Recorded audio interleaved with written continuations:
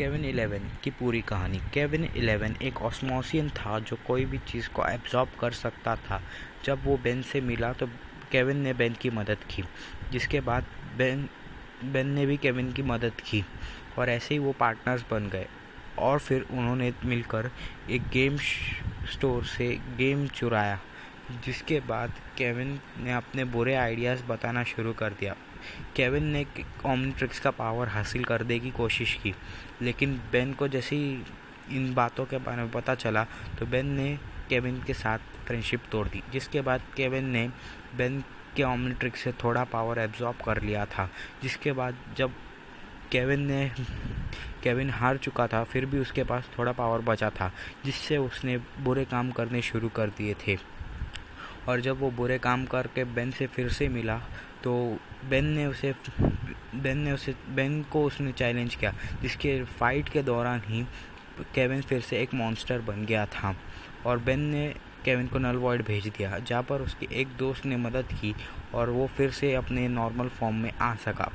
जिसके बाद केविन ने कुछ नई पावर्स आई, जैसे वो मिट्टी को एब्जॉर्ब कर सकता था।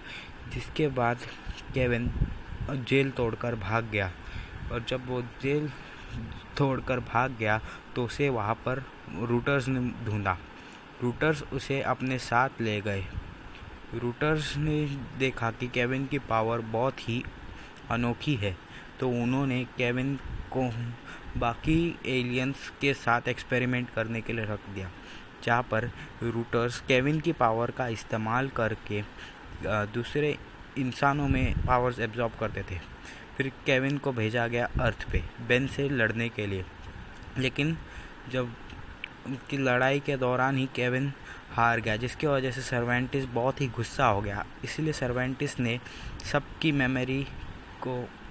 मेमोरी डिलीट कर उन सबको अर्थ पर भेज दिया और रैग्नारॉक जो एक रूटर था उसकी मेमोरी भी उसके फॉल्स मेमोरी बना दी, और यहाँ तक कि ग्रैंडपा मैक्स की भी एक फॉल्स मेमोरी बना दी कि केविन 11 के पापा उसके पार्टनर थे, और यहाँ तक उसने रैग्नारॉक की की केविन के घर पर छुपा दी।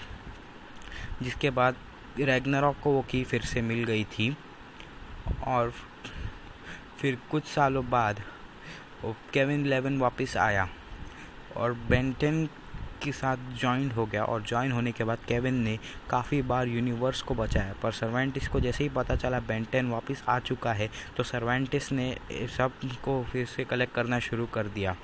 लेकिन जब केविन को इसका पता चला तो उसने सबको अलर्ट कर दिया, लेकिन सर्वेंटिस ने सबको फिर से फॉल्स मेमोरी में डाल दिया।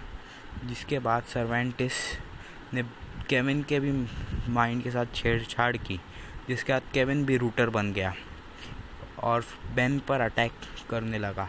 लेकिन जब उसने बेन का पावर एब्जॉर्ब कर लिया और उसके बाद उसने सर्वेंटिस की पावर को भी एब्जॉर्ब करके सब प्लमर किड्स को उनकी मेमोरी वापस दिला दी, जिसके बाद उन रूटर से लड़ चुके।